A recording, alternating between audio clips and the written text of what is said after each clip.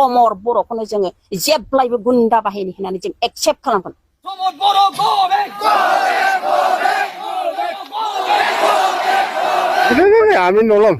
আমি নলম খাম্পাটো রিজেক্ট মাল ইয়াৰ কথাহে উঠিব আপুনি খাৰ কথা উঠিব খাম্পা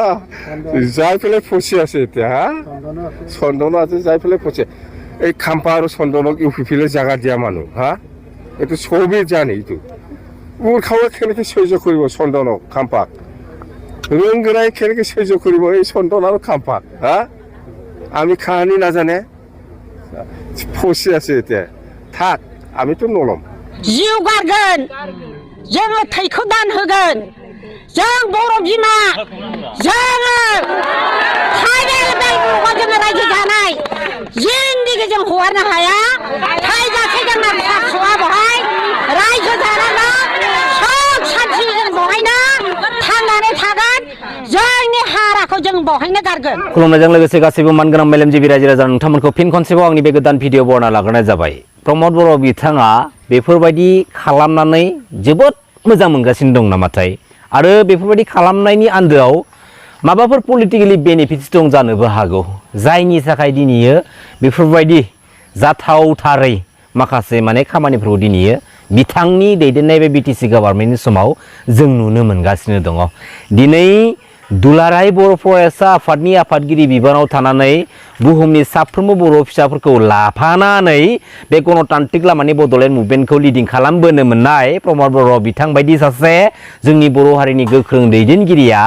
गावनि पलिटिकेल केरियारखौ गोख्रोंनिफ्राय गोख्रोंसिन खालामलांनो थाखायनो दिनै जोंनि बर' फिसाफोरखौ दिनै हालाय हाफाय दिनै खालामगासिनो दङ। हा बेसे दुखुनांथावना बाथ्रा मानगोनां रायजो राजा नोंथांमोन। थाखा फैसा गैया थैनोसै नामा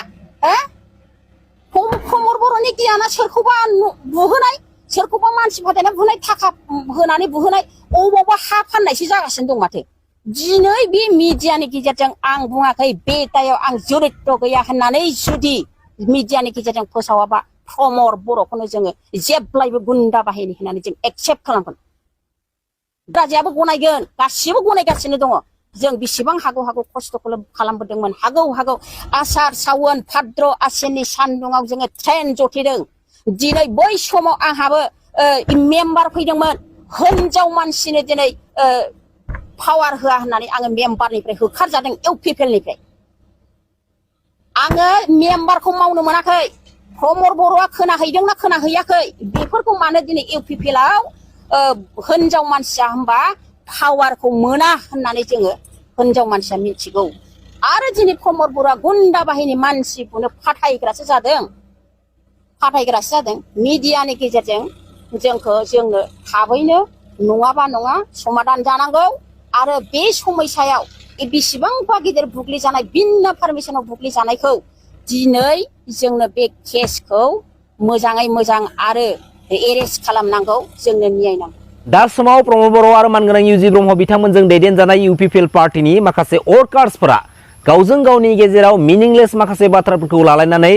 बुलायलायनाय सोरखौबा बुहैनाय सोरखौबा गावथारनो नागिरनाय बेफोरबायदि जाथावथारै माखासे एन्टि ससियेल नुथायफोरखौ जोङो बांसिननिफ्राय बांसिन नुनो मोनगासिनो दङ। दिनै प्रमद बर' बिथांनि परिबर्तन आरो गोजोन बे बिटिसि सरकारनि समाव गोसोबायदि सोरनिबा न'आव थानानै सोरखौबा बुना फैनो हायो गोसोबायदि सोरखौबा थांनानै दिनै गावथारनानै धुमखि होनानै फैनो हायो बेसे माने साननो गोनां बाथ्रा मानगोनां रायजो राजा नोंथांमोन। बेराफारसेथिं प्रमद बर' बिथाङा मा बुंदों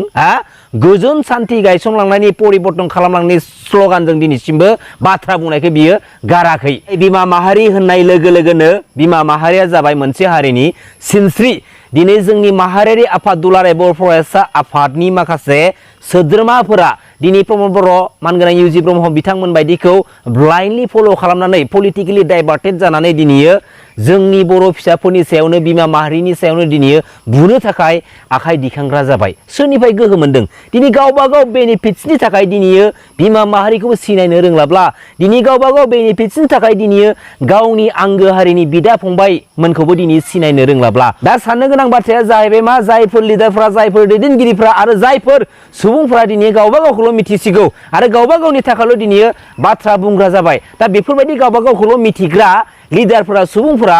जोंनि बर' हारिनि सिस्टेमखौ सालायनो सुजुग आरो सुबिदा मोनबाय थायोब्ला आरो जोंनि बे बिटिसि काउन्सिल पलिटिकेल सिस्टेमखौ सालायनो सुजुग आरो सुबिदा मोनबाय थायोब्ला अब्ला जोंनि बर' हारिया दिनैयो बै जौगानायनि लामाजों थांनो हागोन ना मालाबाबो हाया लोगोसे मोस्ट इम्पर्टेन्टलि जोंनि बर' हारिनि इयुन जेनेरेसनफोरा दिनै बबे मोनसे मोजां प्लेटफर्माव दिनै गावबा गावनि लाइफखौ दिनै स्टेन्ड खालामफैनो हागोन मालाबाबो हाया बे जोंनि ट्राइबेल बेल्ट एन्ड ब्लकनि हा आरो 6 शिड्युलनि एरियानि सिङाव थानाय हाफोरखौ गावबा गाव पलिटिकेल मुलाम्फानि थाखाय फालांगि खालामलांनो जुदि सिमां सुजुदोंब्ला बे सिमांखौ दिनैनो दानो थेर बेथेर खालामनानै लाखा नङाब्ला बेनिफ्राय गाज्रिसिन सिमांखौ नों माला नुगोन बेखौ नों सिमाङावबो सानफेराखै जानो हानाय जाय बर' बिमा माहारिया बे जोंनि बर' हारिखौ रैखाथि खालामनो थांनानैनो बे जोंनि बर' हारिनि थाखायनो एन्टि बड' एन्टि ट्राइबेल हारिनि सुबुंफोरजों जिनाहारि खालामजानानै फोथैजादों दिनैसिमबो जिनाहारि खालामनानै फोथैजायो आरो दिनैसिमबो चान्स मोनब्लानो बायदिसिना बिथिङाव बिसोरखौ जिनाहारि खालामनानै दोनो दिनै बे बर' हारिखौ रैखाथि खालामनायनि थांखियावनो बे बर' हारिखौ उदांस्रि खालामनो थांनायावनो बै 1988 मायथाइयाव क'क्राझार डिस्ट्रिक्टनि सिङाव थानाय भुमका गामिनि बर' बिमा माहारिफोरखौ आसाम पुलिस आरो आसाम पुलिस टास्क फर्सआ नायगार हरनै जिनाहारि खालामदोंमोन बै 1988 मायथाइनि 25 आरो 27 जानुवारि हरनि समाव हरनै आरो बेवहाय 12 बोसोर 13 बोसोरनि देरफुनाय हिन्जावसाफोरबो दंमोन अब्ला बेफोरबायदि गोथां जारिमिनफोरखौ दिनैयो बुहुमनि साफ्रोमबो बर' फिसाफ्रा गावबा गावनि हार्ट एन्ड सोलाव लानानै जुदि बाथ्रा बुंलांनो जुदि खामानि मावलांनो जुदि गावखौनो फोजाखांनो लानो हायाब्ला अब्ला बे बर' हारिनि बिखायाव मालाबाबो गोदान इयुन जेनेरेशना हारिनि थाखाय सिमां सुजुग्रा जोनोम जानाय नङा बे जोंनि बर' हारिखौ सिनायथि होग्रा बे गोथार हारिमुवारि आर'नाइ फालिखौ दिनैयो सोरबा साफा सानै सुबुङा गावबा गाव बेनिफिट्सनि थाखाय दिनैयो पलिटिकेल प्लेटफर्माव मिसइउज खालामनो दिनैयो ओंखारबोदों आरो जायफोर सुबुंफ्रा दिनै गावबा गाव बेनिफिट्सनि थाखाय बे गोथार जोंनि बर' हारिमुवारि आर'नाइ फालिखौ मिसइउज खालामनो थाखाय फैदों नोंथांमोना बि एलार्ट जानायनि थाखाय नेक्स्ट टाइमाव बेफोरबायदि जोंनि बर' हारिनि गोथार महर मुस्रिजों लोगोसे जोंनि बर' हारिनि गोथार हारिमुवारि गाननाय जोमनायखौ लानानै जुदि मिसइउज खालामोब्ला निमाहा बिनानै खारग'नाय नङा सिदा बुंखाबाय निमाहा बिनानै खारग'नाय नङा आरो बे बर' हारिमुवारि गोथार आर'नाइ फालियाव इउपिपिएल लिरनानै दिनै सोर बेफोरबायदि आगर एरनो अथ'रिटि होखो सोरनि थिननायाव हा दिनै बेफोरबायदिसो गावबा गावनि थाखाय दिनै बर' हारिमुनि माने गोथार महर मुस्रिखौ दिनै फानलांजोबनो सानबाय नामा हा दिनै गावबा गाव बेनिफिट्सनि थाखाय जोंनि बर' हारिनि ट्रेडिसनेल गानग्रा जोमग्राखौ दिनै फानलांजोबनोसै नामा हा नेक्स्ट टाइम बेफोरबायदि गोरोन्थि खामानि मावनायनिफ्राय गोजानाव थायोब्ला जोबोद मोजां जागोन बुहुमनि साफ्रोमबो बर' फिसाफ्रा जोंनि बे बर' हारिनि थाखाय गोलाव सम सोमावसारबोनायनि उनावहाय बे मोनसे पलिटिकेल सिस्टेमखौ मोनदोंमोन आरो बे पलिटिकेल सिस्टेमनि सिङाव पलिटिकेलि डिबेट खालामलायबाय थानायखौ गावजों गावनि गेजेराव पार्सनेल इसु खालामनानै जोंनि बर' हारिनि बिखायाव गुबुंले बारहावा दा बारहो बेखिनि बाथ्राखौ आं गुरै खावलायहरनाय थाबाय गोजोन्थों खुलुमबाय जै बर' हारिनि जै बर' बिमानि एस बेलसिफ्रा जोंनि गावसिनि गोदो आगोलावहाय एस बेलनि ससाइटि ससियेलफोरनि खालायनाय दंखायोमोन दा बिनि बिरुदियै